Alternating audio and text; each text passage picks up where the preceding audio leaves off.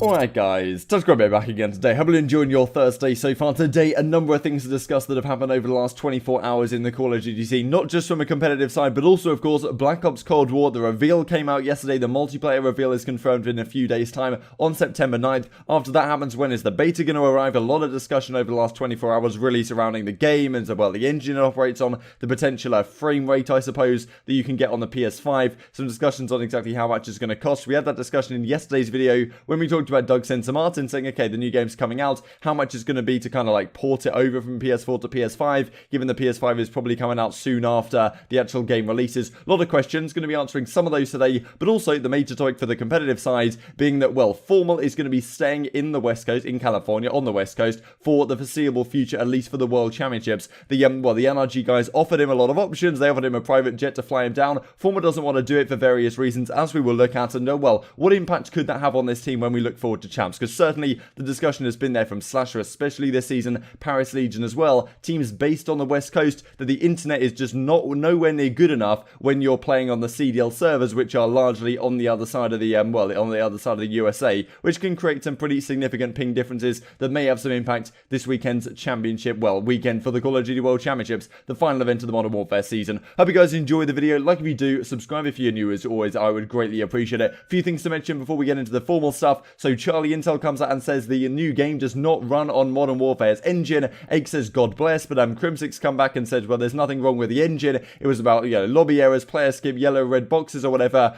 This was by far the best engine ever introduced to CoD, probably the most complicated and complex. And well, Eggs isn't exactly too convinced with this one, but I'm sure discussions on the engine will continue going forward. It's kind of like, the foundation, I suppose, onto which the game is built, and the movement and everything kind of depends upon the engine. People have described it as, it changed from Modern Warfare. Supposedly it's like a revamped Black Ops 3 one, which doesn't sound too bad to me, because I like that game. Maybe you guys think differently. Get this from Adam Apicella as well, of course, formerly over at Major League Gaming. This season we have had some production issues with the CDL, and the Challengers CDL side has actually been run by Adam Apicella's new organisation, that being Esports Engine. And arguably, for those of you who watch the Challenger streams are much better and much more, precise, I suppose, in all their execution than the actual main Call of Duty League streamers bid. So he says, the new game looks dope, please let us work with you. I mean, that would be, I think, a great thing for the Call of Duty scene. Also to mention this as well, for PS4 Xbox One, if you want to upgrade to the new console effectively, you have to pay $10 extra, which is honestly somewhat less than I was expecting, so that kind of answers the question that we talked about in yesterday's video. Also, though, they've confirmed with the Open Beta access first on PlayStation 4, so it looks like the PlayStation partnership will be continuing. That, of course, could have pretty significant implications for the competitive scene. Also, then, the multiplayer reveal on the 9th of September, as Merck says, hey, Maven, we get to work together in person for the first time in a while. Looks like they're going to be doing the multiplayer reveal in person, kind of how they did for Black Ops 4 when they announced all the 5v5 stuff. So certainly we could have some opportunities here to actually get some significant competitive insights when Merck and Maven are going to be revealing the, the multiplayer, I imagine, is what is going on here. Let's talk about FormaL then and the Chicago Huntsmen. So this clip comes out from the NRG Duo podcast. Definitely something I need to watch more often, to be honest. The business side of things from these guys' perspective is very interesting indeed. But as well, Credit CDL Intel says, and we'll play in this clip, FormaL doesn't want to travel due to the COVID situation and doesn't want to fly privately. He'll be playing Championship weekend from the West Coast, no matter what Hector and Andy Miller have tried to do about that. It's a fight. Obviously, we had FormaL out on the West Coast still. He's super adamant about not traveling during COVID, and obviously you can't force him. As much as I want to force him, as much as I want to be like, I'm fucking moved down here, I'm gonna go get you. As much as you and I have offered to fucking get a private jet to get him down here, he's still like, nah, private jets crash more than this, that, and the other. And I'm just like, okay. Any other scenario, any other situation, there would be zero chance that I wouldn't have him here already. But because of the pandemic and health and all that, like, we don't fucking know, right? Like, we don't know what his family medical history's like. We don't know who he lives with, none of this. So we're like, all right, fuck it, whatever. As Cohen follows up with, yep, just after this, he said Frostini is coming down with them to Texas because of the storms that are happening this weekend. So, yeah, Frostini's going to be moving down. All four of them are going to be based in Texas then, I believe, apart from FormaL, who's going to be on the West Coast. It's not like he's underperformed necessarily this season compared to, I suppose, FormaL levels, what, numbers we expect out of him. He hasn't had the best season by any means. Then again, he has been playing since we've gone online in a disadvantageous environment environment. There's no doubt about the fact that when the OpTic Gaming Los Angeles squad moved down to Texas into the Complexity headquarters that we talked about, Slasher going down there, Kenny going down there, their performances online drastically improved. And honestly, the difference between like an 80, 90, 100 ping and like a 30 ping, 20 ping is clearly pretty significant, to be honest. And FormaL obviously playing on that disadvantageous ping. What impact is that going to have this coming weekend if he was down in Texas? I'm not saying he's making the wrong move or anything like that, but certainly it is something to be considered, because FormaL's been pretty good this season, even with that California host. Hasn't exactly been complaining about it or anything like that, as we've seen some of the other players do. But you'd imagine if he was in Texas, things would be even better for the Chicago Huntsmen having all of those players together. I thought this was a pretty funny discussion on Reddit. Turns out FormaL actually will travel to Texas, but not tell anyone. So pros will try and veto any host near the West Coast, but it won't affect him 9,000 IQ. People acting like he hasn't won multiple titles from the same bedroom. Imagine he wins 400k while everyone else cries, saying it's not possible to play from California. These are some of the tweets that we've seen earlier this season. So Parasite doing some things, Simp as well. This is back in July time. Then Parasite, or then Slasher comes back with 60 Hz, 100 ping hosts aren't any better, bro. Trust me, the situation from Cali is just as bad in the Pro League. West Coast is chalked. Move ASAP.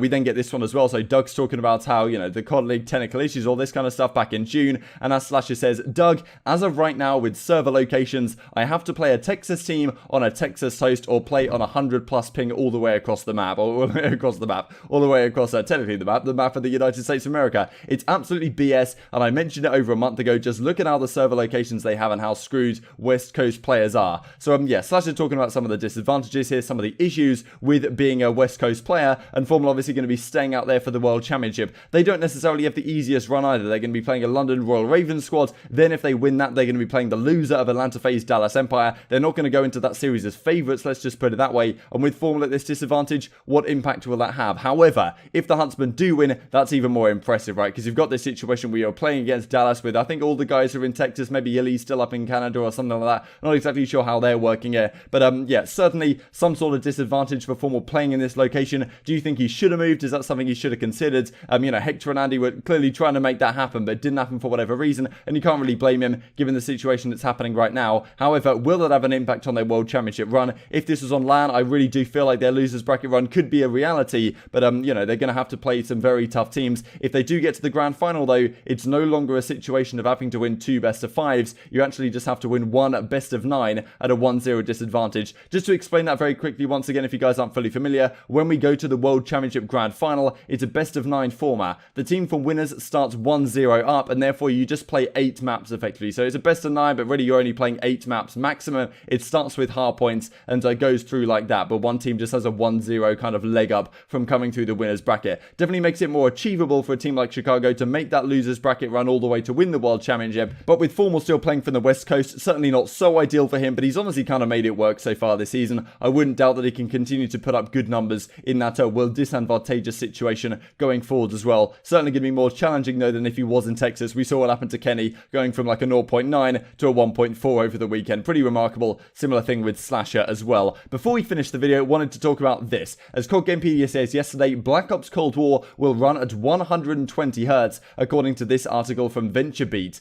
Now, as soon as people heard this, I think they were immediately jumping to this whole 12 Hz Modern Warfare stuff, and Black Ops Cold War running at 120 Hz. That's not exactly what's going on here. We'll just explain this real quick. This is referring to client-side refresh rate, which effectively is to do with how much FPS you're going to get. The refresh rate, as we'll look at in a second, effectively refers to the frames per second you're going to get, and the Hertz just meaning, frequency just meaning times per second, and that's your FPS. The current 12 Hz issue on the Modern Warfare private servers is server-side, and this depends on how Activision configure and, send receive their servers. This is from the article, as you can see right here. With next-generation consoles, the game will play at 4K resolution and refresh rate up to 120 Hz. And, the discussion here is around frame rate, not about server, client, or tick rate, I suppose. And this is the difference as outlined by Google right here. Tick rate is how many times per cycle the server updates the game state. Refresh rate is how many times the frame refreshes per cycle. So refresh rate up to 120 Hz as they're talking about.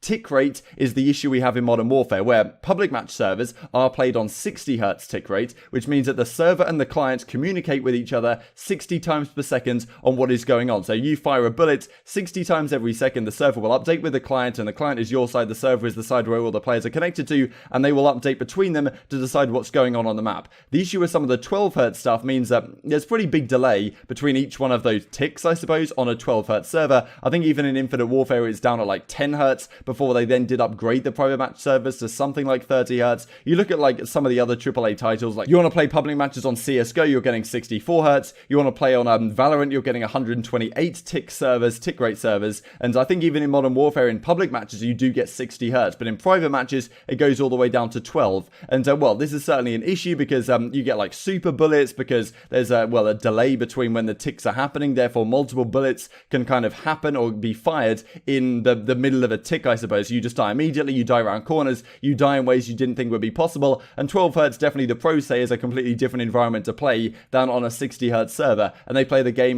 day in, day out. I'm not exactly going to doubt their judgment on this. So we'll have to see exactly what the tick rate looks like for Black Ops Cold War. I think usually this guy called Battle Nonsense, when the game comes out, when the beta comes out, does these analyses on exactly what the tick rate is. But I believe the 120 Hz refers to the refresh rate. Then again, that's pretty cool, right? You can play 120 frames per second potentially. Typically on consoles, you only get 60 Hz. So the potential to play on 120 frames per second on the consoles, that's pretty impressive. And well, you might need to get a 144 Hz monitor or something to actually use that to its fullest ability. I imagine that's what a lot of the pros do. Probably already have 144 Hz monitors regardless. Just to finish off the video, I wanted to show this. I mean, the Call of Duty League released like a hype trailer kind of thing for the World Championship weekend. And as you can see right here, Credit Intel points out, this is the World Championship ring. Let me just put this on screen for you guys right here. So yeah, honestly, it looks pretty clean to me. You've kind of got you can see the Call of Duty League logo in the background. Doesn't have any mention of Modern Warfare as well, which people are pretty happy about. This is what they're going to be giving out to the players. So yeah, I thought this looks pretty cool, to be honest. Hope you guys enjoyed the video. Like if you did, subscribe if you're new, as always. I would greatly appreciate it. Thank you very much for watching, and I will see you next time.